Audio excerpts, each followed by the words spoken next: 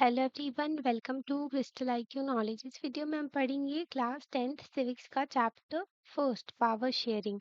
आपकी political science का first chapter है ये। ओके, तो इस चैप्टर में ना हम अपना डेमोक्रेसी का टूर को कंटिन्यू करेंगे, जैसे कि क्लास 9th में हमने पढ़ा था डेमोक्रेसी के बारे में, है ना। तो डेमोक्रेसी में देखा था कि कंसंट्रेशन ऑफ पावर नहीं होता है। पावर जो होती है डिफरेंट ऑर्गन्स के पास में होती है, गवर्नमेंट के, जो कि पीपल के द्वारा चुने जाते हैं, है ना। तो जो रिप्रेजेंटेटिव होते हैं हमारे, तो वो लोग रूल करते हैं डेमोक्रेसी में, है ना। तो रिप्रेजेंटेटिव्स के साथ साथ और भी लोग जो हैं, जो और भी इंस्टीट्यूशन होते हैं डेमोक्रेसी में, जो कि रोल प्ले करते हैं, है ना, उनके पास भी पावर होती है।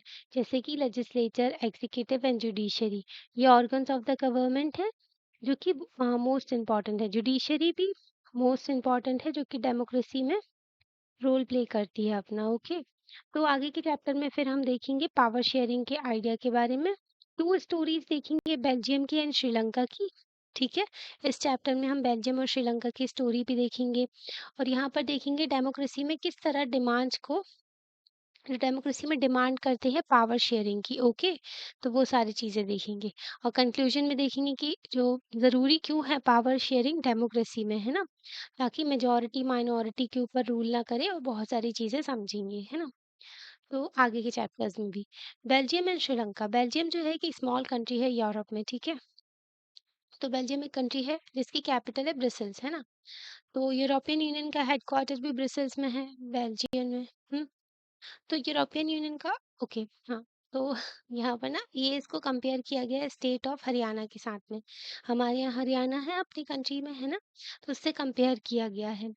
ओके, तो यहाँ पर जो है इसकी बॉर्डर है फ्रांस के साथ में, नीदरलैंड के साथ में एंड जर्मनी के साथ में, लग्जमबर्ग के साथ में। तो इनकी पॉपुलेशन जो है 1 करोड़ होगी, 1 करोड़ से ज़्यादा, है ना। तो पर हरियाणा की हाफ ऑफ द पॉपुलेशन के बराबर है ना। तो हरियाणा इनसे बड़ा कहलाया। पॉपुलेशन भी ज़्यादा है, एरिया भी ज़्यादा है ना। तो एथनिक कंपोजिशन इसका थोड़ा डिफरेंट है और कॉम्प्लेक्स है। एथनिक कंपोजिशन क्या हुआ, जहाँ जो वहाँ पर लोग रहते हैं ना, तो उसके बारे में। तो एथनिक का मतलब क्या होता है, यहाँ पर डेफिनेशन भी दी गई है आपको। तो यहाँ पर ना सोशल डिवीजन होता है based on a shared culture. तो सोशल डिवीजन होता है, डिफरेंट ग्रुप्स एग्जिस्ट करते हैं, है ना। तो उनके बारे में, जैसे कि एथनिक ग्रुप जो होते हैं, कॉमन डेसेंट हो सकते हैं, उनके कुछ सिमिलैरिटीज देखी जाती है कल्चर में, और दोनों ही सिमिलैरिटीज हो सकती है, जैसे कि इनका सेम रिलीजन भी हो सकता है और नहीं भी हो सकता है, इनके जो पूर्वज हो सकते हैं वो एक हो सकते हैं, है ना। तो पर्टिकुलर कुछ लोगों को एक ग्रुप में से बता दिया जाता है कि ये इस एथनिक कम्युनिटी से बिलोंग करते हैं, है ना। तो वही है इसका एथनिक कंपोजिशन, यहाँ पर डिफरेंट जो लोग रहते हैं उनके बारे में बताया गया। अब यहाँ पर ना एक क्वेश्चन दिया गया है, आपके दिमाग में भी आ सकता है ऐसा सवाल कि पावर शेयरिंग का मतलब हो गया पावर को डिवाइड कर देना, is equal to weakening the country. Why do we start by talking of this. तो मतलब कि पावर को शेयर करने का मतलब पावर को डिवाइड करना हो गया, है ना। तो पावर को डिवाइड करने का मतलब ये नहीं होता कि कंट्री वीक हो जाएगी। इसका मतलब होता है कि जो ना एक एक किसी के पास में सारी पावर नहीं रहेगी, कंसंट्रेशन ऑफ पावर नहीं होगा एक जगह पर। तो उससे क्या होगा, सारी कम्युनिटी को प्रॉपर तरीके से जो है अधिकार मिलेंगे, और सभी लोग अच्छे से रह सकते हैं। अगर एक जो है, एक कम्युनिटी के पास में पावर हो गई सारी की सारी, तो दूसरे को वो सप्रेस कर सकते हैं, है ना। तो पावर शेयरिंग देखेंगे। ओके, तो यहाँ पर ना पॉपुलेशन बताई गई है बेल्जियम की, 59% जो है फ्लेमिश रीजन में रहते हैं, जो कि डच बोलते हैं, ठीक है। 59% जो लोग हैं कहाँ पर रहते हैं, फ्लेमिश रीजन में, जो कि डच लैंग्वेज बोलते हैं। 40% पीपल जो है वेलोनिया रीजन में रहते हैं, जो कि फ्रेंच बोलते हैं। वेलोनिया वाले फ्रेंच बोलते हैं, और ये जो है डच बोलते हैं, फ्लेमिश रीजन वाले। बाकी के 1% बचे, वो बेल्जियंस हैं, जो कि जर्मन बोलते हैं। जो कैपिटल सिटी है ब्रसेल्स, तो इनकी कैपिटल क्या है, ब्रसेल्स है बेल्जियम की। तो 80% यहाँ पर फ्रेंच स्पीकिंग है, 20% जो है डच स्पीकिंग है। तो 80% यहाँ पर फ्रेंच स्पीकिंग है। फ्रेंच अगर देखें आप, तो जो फ्रेंच है वो माइनॉरिटी में है पूरी कंट्री में, पर मेजॉरिटी में है कहाँ पर, कैपिटल में। और डच जो है मेजॉरिटी में है पूरे देश में, पर जो है माइनॉरिटी में है किसमें, डच स्पीकिंग। यहाँ पर लैंग्वेज के थ्रू उनको डिवाइड किया गया है।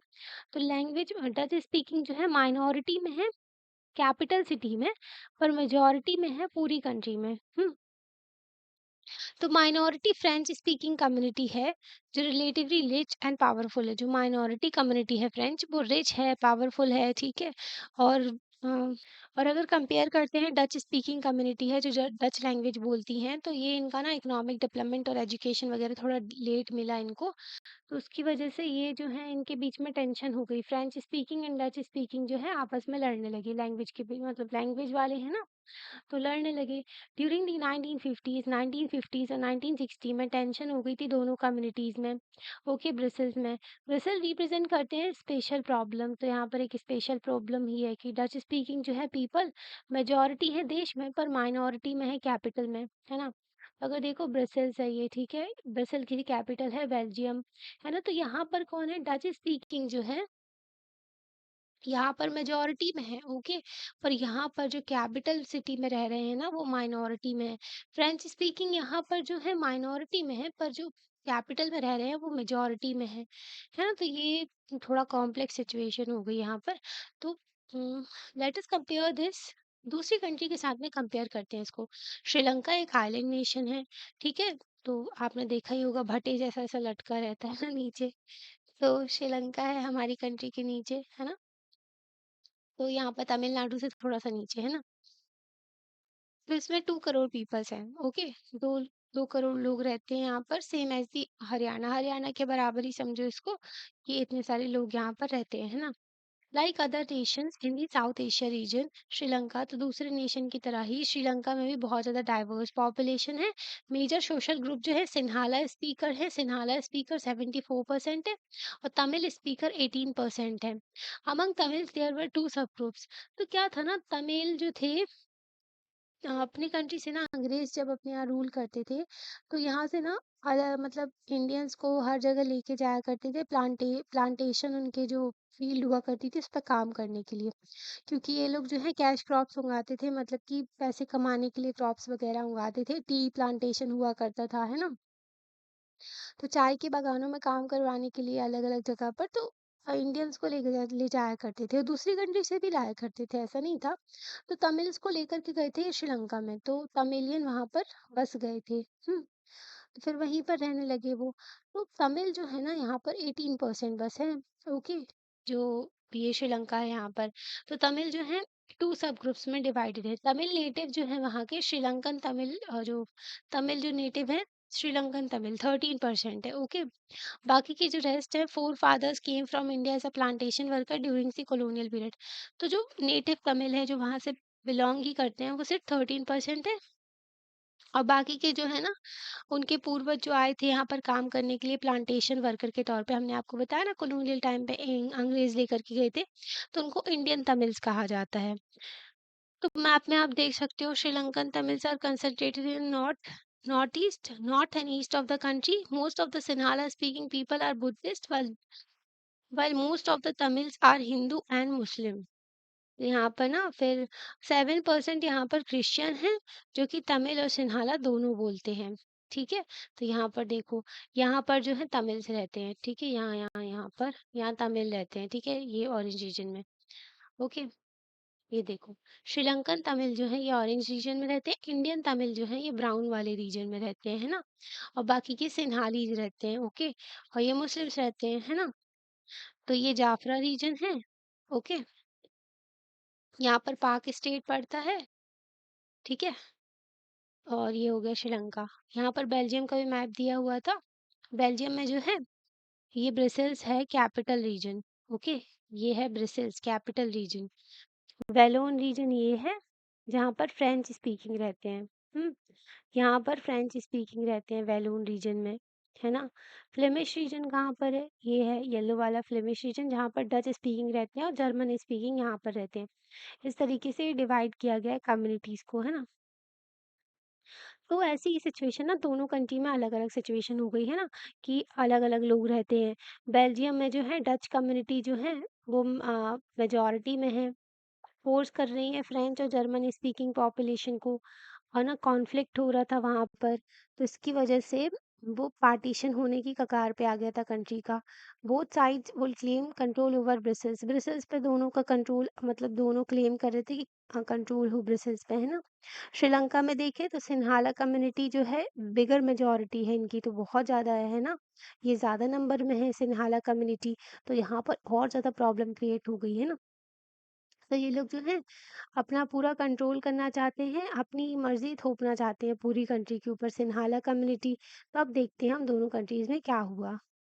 मेजोरिटेरियनिज्म इन श्रीलंका, अब श्रीलंका का पहले देखते हैं। श्रीलंका जो है इंडिपेंडेंट इमर्ज हुआ 1948 में। हम आज़ाद कब हुए थे? 1947 में आज़ाद हुए थे, है ना। उसके बाद में श्रीलंका आज़ाद हो गया। तो फिर लीडर्स जो थे सिंहाला कम्युनिटी के, क्या हुआ था वर्ल्ड वॉर 2 में ना, अंग्रेजों की खस्ता हालत हो गई थी, इनके पास में कुछ बचा नहीं था ज़्यादा, है ना। तो अब इन लोगों को रूल भी करना था वर्ल्ड में, कॉलोनी बना कर के भी रखना था। तो अब ये कैसे बना कर रखते हैं ना, जो ब्रिटिश थे, है ना। तो अब जो कॉलोनीज थी जो बना कर के रखी थी इन्होंने, जहाँ से एक्सप्लॉयटेशन करते थे, है ना, रिसोर्सेज छीन के ले जाते थे, गरीबी भुखमरी चल रही थी वहाँ, जहाँ पर जैसे कि साउथ एशिया में बहुत सारी कॉलोनी थी, साउथ ईस्ट एशिया में भी, है ना, आशियन कंट्रीज जो कहते हैं ना, इंडोनेशिया वगैरह वहाँ पर, ठीक है, इस साइड भी। तो इनकी ना इंडिया थी और श्रीलंका, तो कई सारी कॉलोनी बना करके रखी थी। ऐसा कहते थे कि ब्रिटिश जो है इनका कभी सूरज डूबता नहीं है, मतलब कहीं ना कहीं तो रूल है ही इनका। ओके। अफ्रीका की भी कई जगह रूल में, हाँ, अफ्रीका की भी कंट्रीज में कई जगह रूल चलता था, जो यूरोपियन कंट्रीज का, है ना। तो ये लोग ना फिर इसकी ना मतलब जीत तो गए थे, पर इनकी ना बहुत सारे सोल्जर्स की डेथ हो गई थी, है ना। अब इनको अपने देश को भी आगे लेकर के चलना था। अब इनके पास में उतने रिसोर्सेज बचा नहीं था कि कंट्रोल कर सके कॉलोनी को, क्योंकि अब नेशनलिज्म की फीलिंग भी आ रही थी कॉलोनीज में। तो धीरे धीरे करके 1947 में इंडिया आज़ाद हुआ, फिर श्रीलंका आज़ाद हुआ, तो कई सारी कॉलोनीज आज़ाद होने लगी थी फिर, ये कम्युनिटी जो यूरोपियन कंट्रीज थी। ओके। जो श्रीलंका था ना, ये आज़ाद हुआ 1948 में। लीडर्स जो थे सिंहाला कम्युनिटी के, इन्होंने ना डोमिनेंस कर लिया गवर्नमेंट में, इनकी मेजॉरिटी हो गई। अब ये जो है सिंहाला वाले, इन्होंने डोमिनेट कर, ठीक है, अब इनकी गवर्नमेंट हो गई, मेजॉरिटी हो गई। तो इसकी वजह से डेमोक्रेटिकली इलेक्टेड गवर्नमेंट जो थी यहाँ पर, तो उन्होंने ना कई सारे जो सीरीज ऑफ मेजॉरिटेरियनिज्म मेजर लिए ताकि इस्टेब्लिश कर सके सिंहाला की सुप्रीमेसी। तो सिंहाला की सुप्रीमेसी इस्टेब्लिश करने के लिए इन्होंने कई सारे ऐसे काम किए। 1956 में मेजॉरिटेरियनिज्म मतलब क्या हुआ कि बिलीफ होता है कि मेजॉरिटी कम्युनिटी जो है वो रूल करेगी कंट्री में, और विचएवर वे, जिस तरीके से वो चाहें उस तरीके से रूल करेंगे। दूसरों की विशेस और नीड्स वगैरह को नहीं मानेंगे, जो माइनॉरिटी में है, कम नंबर में है, उनकी हालत खराब कर देंगे। ओके। तो 1956 में एक्ट पास किया गया, रिकॉग्नाइज कर लिया सिंहाला को ही ऑफिशियल लैंग्वेज बना दिया, डिसरिगार्ड कर दिया तमिल को, ठीक है। तो यहाँ पर तमिलियन कम्युनिटी थी जो तमिल लैंग्वेज भी बोलती थी, सिंहाला कम्युनिटी थी जो कि सिंहालीज बोला करती थी लैंग्वेज, है ना। तो इन्होंने क्या किया, अपनी लैंग्वेज को जो है ऑफिशियल लैंग्वेज बना दिया, तमिल वगैरह सब हटा दी लैंग्वेज, है ना। तो अब इनको जो है लैंग्वेज की वजह से यहाँ पर लोगों के बीच में गुस्सा आने लगा, है ना। तो गवर्नमेंट ने बहुत ज़्यादा प्रेफरेंशियल पॉलिसीज फॉलो की, जिससे फेवर किया सिंहाला एप्लीकेंट्स को। तो सिंहाला जहाँ पर भी होते, जहाँ भी गवर्नमेंट पोजीशन में, जॉब में, यूनिवर्सिटी में जाना चाहते, उनको सबसे पहले फेवर दिया जाता, ठीक है। तो न्यू कॉन्स्टिट्यूशन आया, उसमें भी प्रोटेक्ट करेंगे, फॉस्टर करेंगे बुद्धिज्म को, ठीक है। तो ये जो है, क्योंकि सिंहाला जो थे बुद्धिस्ट थे, ओके, तो आगे बढ़ाएंगे बुद्धिज्म को। तो ऐसे इन्होंने मेजर्स लिए। सारे गवर्नमेंट्स जो मेजर थे, वन आफ्टर अदर जितने भी मेजर लिए गए थे, एलियनेशन की फीलिंग ले आए थे श्रीलंकन तमिल्स के लिए। एलियनेशन मतलब अलगाव की, अलग थलग छोड़ दिया है ना। बस सिन्हालास की हो गई है पूरा देश तो। ओके। तो उनको लगा कि मेजर पॉलिटिकल पार्टी जो कि बुद्धिस्ट सिन्हाला लीडर जो हैं, सेंसिटिव हैं अपने लैंग्वेज और कल्चर को लेकर के, है ना। कॉन्स्टिट्यूशन एंड गवर्नमेंट जो है पॉलिसीज, कॉन्स्टिट्यूशन हो गया, गवर्नमेंट पॉलिसीज ने सब लोगों को डिनाई कर दिया जो इक्वल पॉलिटिकल राइट्स थे, डिस्क्रिमिनेट किया जो जॉब वगैरह में या दूसरी अपॉर्चुनिटी में, और इग्नोर किया दूसरों के इंटरेस्ट को, है ना। मतलब दूसरी कम्युनिटी एग्जिस्ट ही नहीं करती, इस तरीके के मेजर्स लिए गए। एज अ रिजल्ट तो रिजल्ट की जो क्या आया कि श्री सिन्हाला और तमिल्स के बीच में बहुत ज़्यादा टेंशन बढ़ गई है ना, और ज़्यादा बढ़ती गई। श्रीलंका श्रीलंकन तमिल्स ने लॉन्च कर दी अपनी पार्टी, ठीक है, श्रीलंकन तमिल्स ने अपनी एक पार्टी बनाई और स्ट्रगल किया उनकी तमिल को भी ऑफिशियल लैंग्वेज बनाया जाए और रीजनल ऑटोनॉमी दी जाए, इनको भी अधिकार दिए जाएं ताकि अपने रीजन पे ये रूल कर सकें और इनको इक्वालिटी ऑफ अपॉर्चुनिटी मिले ताकि इनको ढंग से एजुकेशन और जॉब मिल सके। पर इनकी जो डिमांड थी ज़्यादा ऑटोनॉमी के लिए थी, जो कि जहाँ पर तमिल्स रहते हैं, ठीक है, जिसको मना किया गया, ठीक है। तो सिन्हाला ने मना किया कि ऐसा कुछ नहीं करेंगे, पर तमिल्स तो डिमांड कर रहे थे कि भाई हमें तो ऑटोनॉमी चाहिए, मतलब कि यहाँ यहाँ इतना रीजन जो है, वैसे ही तो इतनी छोटी सी कंट्री है, ऊपर से वो बट जाती है ना। तो ये श्रीलंका में जहाँ जहाँ तमिल रहते हैं ना, वहाँ पर इन्होंने बोला कि हमको तो ऑटोनॉमी चाहिए, okay. By 1980 several political organisation, तो 1980s तक कई सारी पॉलिटिकल ऑर्गेनाइजेशन थी, उन्होंने डिमांड कर दिया कि हमको तो इंडिपेंडेंट स्टेट चाहिए, तमिल एलम चाहिए, स्टेट है ना, अलग से एक कंट्री, नदर्न एरिया में और ईस्टर्न पार्ट ऑफ श्रीलंका में, है ना। तो अब और ज़्यादा डिवीजन की आग भड़कने लगी और बोलने लगे कि हमें तो अलग कंट्री ही चाहिए, है ना। दोनों कम्युनिटीज़ के बीच में जब ऐसी मतलब ट्रस्ट ही नहीं रहा, डिस्ट्रस्ट हो गया, है ना, तो इसकी वजह से कॉन्फ्लिक्ट बढ़ता गया और ज़्यादा झगड़े होने लगे, है ना। सिविल वॉर की कंडीशन बन गई थी, यहाँ पर सिविल वॉर होने लगी थी। अब सिविल वॉर का मतलब क्या होता, वॉयलेंट कॉन्फ्लिक्ट हो गया था अपोजिंग ग्रुप के बीच में, जो कि कंट्री के अंदर ही, मतलब देश के अंदर ही दो अगर ग्रुप हैं, 2-3 ग्रुप भी हैं, तो उनकी ना वो लोग क्या कर रहे हैं, अब वो लड़ने लगे आपस में ही, तो सिविल वॉर की कंडीशन हो गई वहाँ पर। तो कई सारे थाउजेंड्स ऑफ जो पीपल थे, दोनों कम्युनिटीज़ के, उनकी डेथ हुई है ना, बहुत सारे लोगों को मार दिया गया, एक-दूसरे को मार रहे थे वो लोग, सिविल वॉर हो गई थी। कई सारी फैमिलीज़ को फ़ोर्स किया गया कि वो देश छोड़कर चले जाएँ, है ना? तो वो क्या हुए, रिफ्यूजी बन गए दूसरी कंट्री में, शरणार्थी बन गए थे वो, क्योंकि उनका घर ही उनसे छीन लिया गया, है ना? तो मैनी मोर कई सारे लोग जो थे उनकी लाइवलीहुड भी छिन गया, है ना? उनका जो काम वगैरह वो करते थे, अपनी ज़िंदगी चलाते थे। आपने चैप्टर फर्स्ट में पढ़ा होगा इकोनॉमिक्स की बुक में, क्लास 10th में, कि श्रीलंका एक्सीलेंट रिकॉर्ड था इकोनॉमिक डेवलपमेंट में। श्रीलंका अच्छा खासा इकोनॉमिक डेवलपमेंट कर रहा था, एजुकेशन में, हेल्थ में, है ना। बट सिविल वॉर जो हुई ना वहाँ पर, उसकी वजह से एक मेजर सेटबैक रहा, पीछे खिसक गए। जितना आगे बढ़े थे ना श्रीलंका, उतना ही पीछे खिसक गए, उससे ज़्यादा ही, क्योंकि सिविल वॉर हो गई थी, है ना। सोशल कल्चर इकोनॉमिक लाइफ जो थी कंट्री की, पूरी अफेक्ट हो गई थी। और सिविल वॉर 2009 में खत्म हुई, है ना। 1980s में डिमांड की, फिर सोचो कितना लंबा टाइम पीरियड चला, है ना। सिविल वॉर यहाँ तक पहुंच गई सिचुएशन, और अब ये खत्म हुई कब, 2009 में। What's wrong if the majority community rules? If Sinhala don't rule in Sri Lanka, where else will they rule? तो देखो, अगर मेजॉरिटी कम्युनिटी यहाँ पर रूल, यहाँ पर बोला गया है कि क्या गलत है अगर कोई मेजॉरिटी कम्युनिटी रूल करती है, मतलब ज्यादा नंबर में जो लोग रहते हैं। अगर सिन्हाला श्रीलंका में रूल नहीं करते तो कहाँ रूल करते हैं ना। तो कंट्री में ना मेजॉरिटी रूल नहीं होना चाहिए, मतलब मेजॉरिटी रूल इस तरीके का नहीं होना चाहिए कि एक ही कम्युनिटी पूरे में रूल कर रही है और बाकी सारी अदर कम्युनिटीज को सप्रेस कर रही है। हमारे देश भी इतना डाइवर्स है, इतनी सारी डिफरेंट कम्युनिटीज रहती है, इतने सारे रिलीजन है हमारे यहाँ, पर ऐसा तो नहीं होता कि ऐसे लड़ने भिड़ने लगे हैं हमारे। तो हमारे देश में ना क्या है कि मेजॉरिटी रूल तो होता है, पर सबकी रिप्रेजेंटेशन होती है उसमें। ऐसा नहीं होता कि एक पर्टिकुलर कम्युनिटी रूल कर रही है, दूसरों की जो है अंडरमाइन कर रहे, सभी लोगों को, बाकी सबको सप्रेस कर रहे हैं, इस तरीके की सिचुएशन नहीं होती। यहाँ पर क्या हो रहा था, सिन्हालास ही बस रूल कर रहे थे, बाकी सब तमिल वगैरह थे और दूसरी कम्युनिटीज थी, उनको सप्रेस किया जा रहा था, उनके अधिकारों का हनन हो रहा था। अगर सबकी रिप्रेजेंटेशन होती गवर्नमेंट में तो कोई प्रॉब्लम नहीं होती, है ना। माइनॉरिटी को सप्रेस नहीं कर सकते, ओके, क्योंकि उनका भी देश है जितना आपका है ना।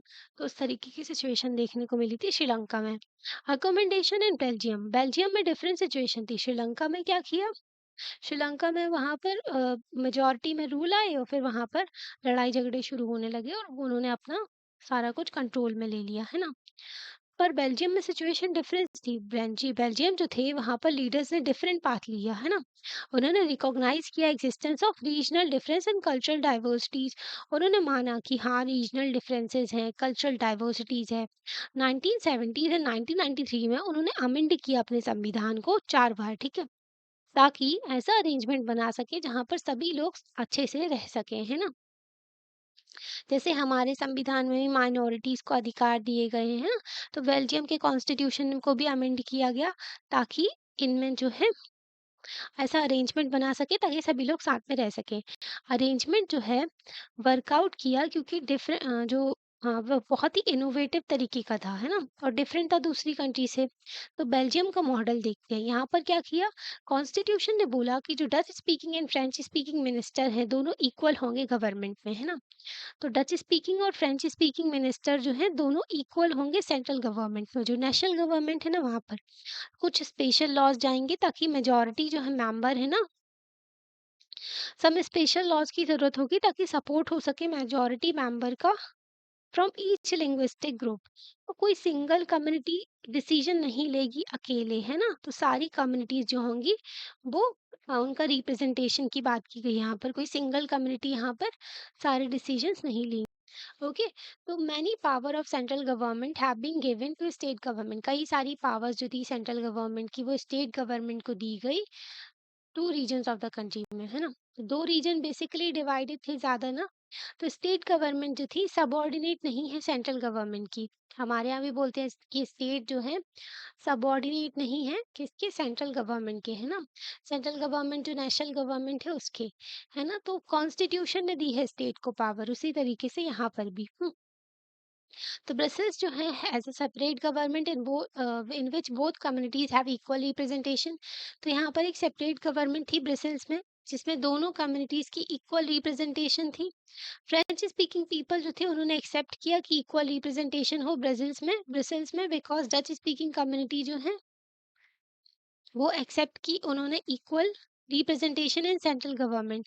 जिस तरीके से डच स्पीकिंग जो कम्युनिटी थी उन्होंने सेंट्रल गवर्नमेंट में फ्रेंच स्पीकिंग लोगों को भी और इक्वल रिप्रेजेंटेशन को माना, उसी तरीके से स्टेट गवर्नमेंट जो ब्रसेल्स थी, ब्रसेल्स कैपिटल सिटी थी जहाँ पर डच स्पीकिंग कम्युनिटी ने, सॉरी, जो फ्रेंच स्पीकिंग कम्युनिटी थी उन्होंने भी एक्सेप्ट किया इक्वल रिप्रेजेंटेशन। तो सेंट्रल स्टेट दोनों लेवल पर इक्वल रिप्रेजेंटेशन हो गई।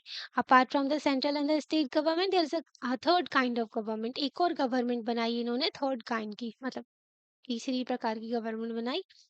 तो कम्युनिटी गवर्नमेंट जो कि लोग इलेक्ट करते थे, belonging to one language community is elected by the people belonging to one language community, Dutch speaking, French speaking, German speaking, no matter where they live. कहीं भी रहते हो, वो डच स्पीकिंग हो चाहे फ्रेंच स्पीकिंग हो जर्मन स्पीकिंग, कहीं भी रहते हो, वो अपनी एक गवर्नमेंट बनाते हैं।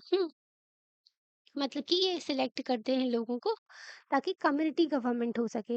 ये जो कम्युनिटी गवर्नमेंट है, दिस गवर्नमेंट जो है, इनके पास में पावर है कल्चर से related, educational and language related issues में इनकी पावर रहती थी। आपने देखा होगा कि जो बेल्जियम मॉडल है बहुत ही ज़्यादा कॉम्प्लिकेटेड है, पर इंडीड ये भी बात सच है कि जो बहुत कॉम्प्लिकेटेड होने के साथ साथ ये जो है मतलब अच्छा है लोगों के लिए, है ना? बेल्जियम के लोगों के लिए भी कॉम्प्लिकेटेड है पर ये ठीक है ना? ये चल गया ये मॉडल वहाँ पर।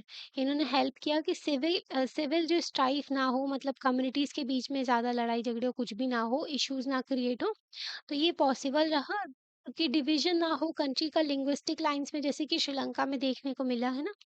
तो इस तरीके की सिचुएशन ना बने तो बेल्जियम का मॉडल जो था ठीक था, है ना? So when many countries of Europe came together to form the European Union, जब कई सारी कंट्रीज जो हैं यूरोप की साथ में आई कि उन्होंने बोला कि हमको यूरोपियन यूनियन बनाएंगे, हम साथ में एक रीजनल ऑर्गेनाइजेशन होगी इनकी ताकि ये लोग साथ में सब कुछ कर सके, है ना? और आगे लेकर के चल सके यूरोप को। ठीक है, तो इन्होंने क्या किया, जो इनका हेडक्वार्टर था ना वो ब्रसेल्स में लेकर के आए। इन्होंने बोला ब्रसेल्स में हेडक्वार्टर होना चाहिए उनका, ठीक है? तो यहाँ पर देखो पावर शेयरिंग की गई और तो यहाँ पर सॉल्यूशन निकाला ताकि सारी कम्युनिटी अच्छे से रह सके, है ना? ओके। अब आगे का देखते हैं। What do we learn from these two countries. जो दोनों कंट्री हमने देखी, बेल्जियम हो गया, श्रीलंका हो गया, तो दोनों डेमोक्रेसीज थी। पर दोनों की जो देखें तो यहाँ पर ना question of power sharing differently, मतलब यहाँ पर जो पावर शेयर किया गया था वो अलग तरीके से था। बेल्जियम में देखें तो लीडर्स को रियलाइज हो गया था कि यूनिटी जो कंट्री की है पॉसिबल है जब रिस्पेक्ट करेंगे हम फीलिंग और इंटरेस्ट डिफरेंट कम्युनिटीज का, रीजन का, मतलब सारी कम्युनिटी को हम ढंग से लेकर के चलेंगे ना, उनकी कम्युनिटी, उनके कल्चर, उनकी लैंग्वेज वगैरह का सबका रिस्पेक्ट करेंगे, तभी जो है हमारे देश की एकता बनी रहेगी। ये जो रियलाइजेशन था, ये म्यूचुअली एक्सेप्टेबल था अरेंजमेंट फॉर शेयरिंग पावर। तो पावर शेयर करना बेसिक चीज थी, यहाँ पर पावर शेयर की, सारी कम्युनिटीज की इक्वल रिप्रेजेंटेशन की, है ना।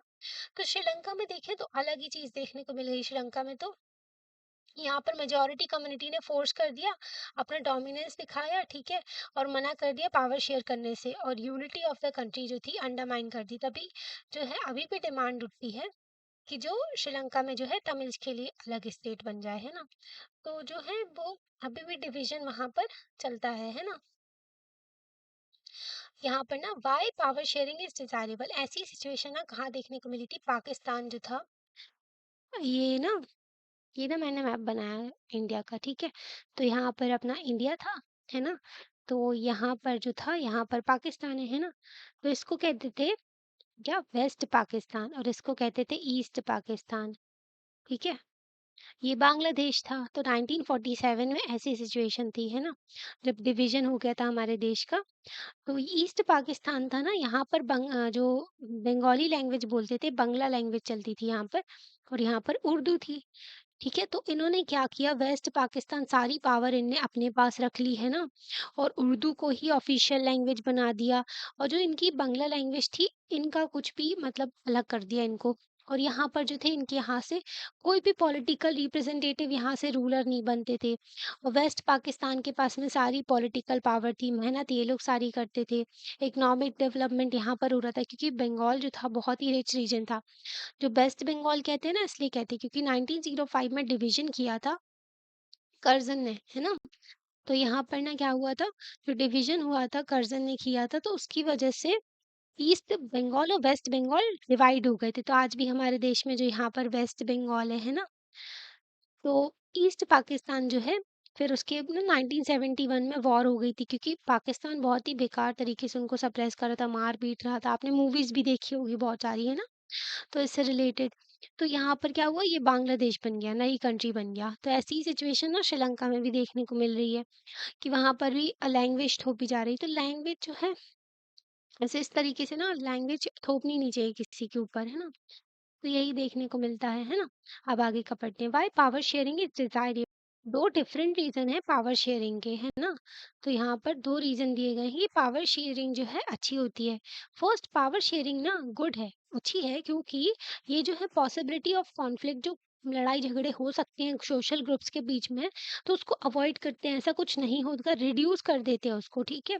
तो कॉन्फ्लिक्ट की वजह से क्या होता है, वॉयलेंस होता है, पॉलिटिकल इनस्टेबिलिटी आती है। Political instability is equal to economic instability, है ना, इनस्टेबिलिटी, सॉरी। तो ये ना इक्वली होता है, अगर पॉलिटी ढंग से नहीं चलेगी ना, लीडर्स ढंग का काम नहीं करेंगे, तो इकोनॉमी भी नहीं चल पाएगी ढंग से, इकोनॉमी ढंग से नहीं चलेगी तो पॉलिटी भी नहीं चल पाएगी, है ना। तो ऐसा ही देखने को मिलता है। तो पावर शेयरिंग जो है अच्छी है, ताकि स्टेबिलिटी रहे, पॉलिटिकल ऑर्डर रहे। Imposing the will of majority, अगर मेजोरिटी कम्युनिटी अपनी विल, अपनी अपनी इच्छाएं दूसरों के ऊपर थोपने लगेगी ना, तो सिचुएशन श्रीलंका वाली हो जाएगी, है ना। तो दूसरों को लगेगा कि ये जो है अट्रैक्टिव ऑप्शन है शॉर्ट रन में, मतलब छोटे तक कम टाइम के लिए ये ठीक है कि आप मेजोरिटी चीजें अपनी थोप दो, पर लॉन्ग रन में ना ये जो, इससे यूनिटी अफेक्ट होगी, एकता मतलब खत्म हो जाएगी कंट्री की, है ना। जैसे कि श्रीलंका में देखने को मिला, ठीक है। तो यहाँ पर ना टाइरनी ऑफ द मेजॉरिटी, जो मनमानी होती है ना मेजॉरिटी की, वो ओप्रेसिव होती है फॉर द माइनॉरिटी। अगर मनमानी करेगी मेजॉरिटी कम्युनिटी, जो ज्यादा नंबर में लोग हैं वो मेजॉरिटी जो है अपनी मनमानी करेंगे, तो माइनॉरिटी को जो है उनको सप्रेस करते हैं वो, ठीक है, उनके ऊपर अत्याचार करते हैं, है ना। तो इसकी वजह से ना it often begins due to the majority as well, तो मेजोरिटी का भी खात्मा होने लगेगा अगर वो ऐसा करते हैं। तो देश को सबको साथ में लेकर के चलना पड़ता है। सेकेंड रीजन जिसकी वजह से पावर शेयरिंग जो है अच्छी है डेमोक्रेसी में, तो वो है power sharing is a very spirit of democracy. तो पावर शेयरिंग स्पिरिट ही है डेमोक्रेसी की अगर देखें तो।